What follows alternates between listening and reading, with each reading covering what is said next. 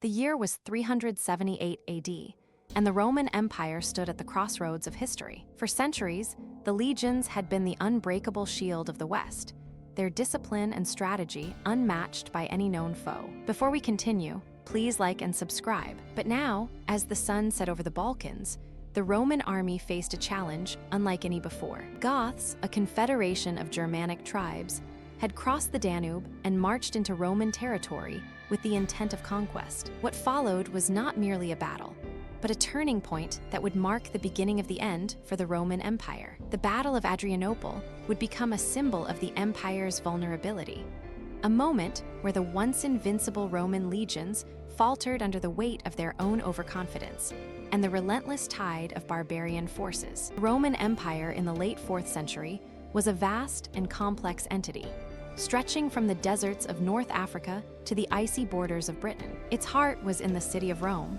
but its strength lay in its military. The Roman army had long been a model of organization, with a rigid hierarchy and a system of training that ensured discipline and efficiency. Yet by the time of the Battle of Adrianople, the empire had grown fat and complacent. The emperor, Valens, was more concerned with the intrigues of court life than with the defense of the empire's frontiers. His confidence in the Roman army was unwavering, even as the Goths, led by the formidable Friedheigen, gathered strength along the Danube. The Goths had been a constant presence on the empire's northern borders, their raids a familiar nuisance. But this time was different. The Goths were not just raiders.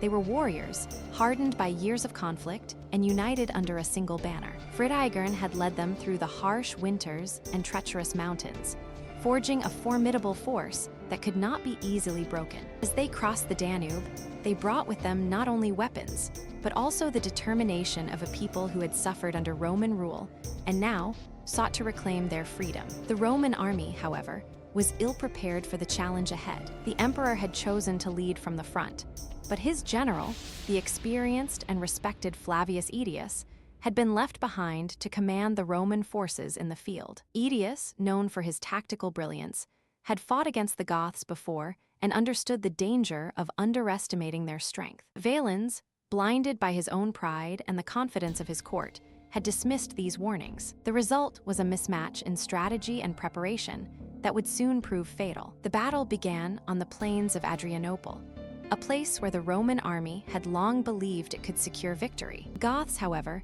had chosen their ground carefully. They had surrounded the Roman forces, cutting off their lines of retreat and forcing them into a desperate engagement. The Roman legions, known for their disciplined formations and powerful weapons, found themselves outmaneuvered by the speed and agility of the Gothic cavalry. Goths, using the terrain to their advantage, struck at the Roman flank, breaking their ranks and causing chaos in the ranks. The Roman army, once the pride of the empire, was now a disorganized mass of men struggling to maintain cohesion. The heavy infantry, the backbone of the Roman legions, had been overwhelmed by the sheer weight of the Gothic onslaught. As the battle raged on, the Romans began to falter, their formations breaking down and their morale crumbling under the pressure of relentless attacks. The emperor, Valens, was among the first to fall, struck down by an arrow while attempting to rally his troops. His death was a symbolic end to the Roman military dominance that had long defined the empire. The consequences of Adrianople were immediate and far-reaching. The Roman army, once the unbreakable shield of the empire, had suffered a devastating defeat. The loss of Valens and the disarray of the Roman forces left the empire vulnerable to further incursions. The Goths, emboldened by their victory, continued their campaign, eventually capturing the city of Constantinople and forcing the Roman Empire to negotiate terms of peace. This marked the beginning of a new era, one in which the Roman Empire would no longer be able to dominate the barbarian tribes that had long been its neighbors. In the years that followed, the Roman Empire would face a series of challenges that would test its resilience. The division of the empire into the Western and Eastern Roman empires would further weaken its ability to respond to external threats. The barbarian invasions would continue, and the once mighty legions would be replaced by a patchwork of local armies and mercenaries. The Roman Empire would still endure for centuries, but the Battle of Adrianople had signaled the beginning of its decline. The fall of the Roman Empire was not a single event,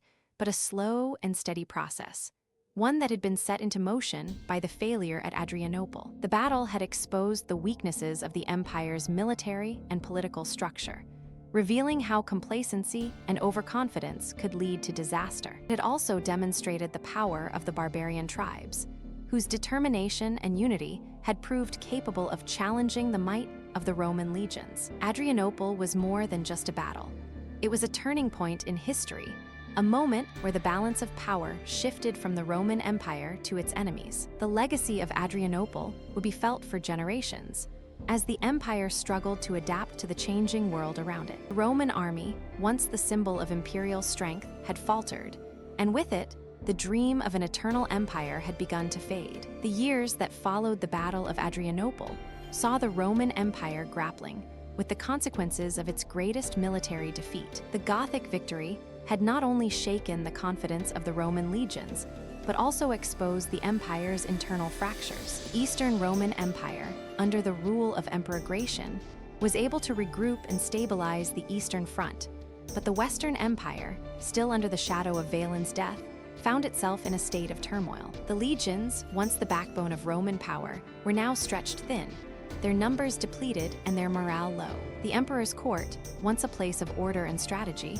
became a battlefield of intrigue and ambition, as generals and senators vied for power in the wake of the disaster. Gothic tribes, emboldened by their success, did not retreat but instead pressed their advantage, launching further incursions into Roman territory. They were no longer mere raiders, but a force that could challenge the very foundations of the empire. The Roman response was slow and often ineffective, as the empire struggled to adapt to a new reality in which barbarian armies could not be easily repelled. Gothic leader Friedhigern, now a symbol of resistance, was able to secure alliances with other Germanic tribes, creating a coalition that would continue to threaten Roman borders for decades. The empire, once unshakable, now faced a new kind of enemy, one that did not seek merely to plunder, but to reshape the world. The fall of Adrianople had not only changed the course of the Roman military, but it also set the stage for a new era of conflict,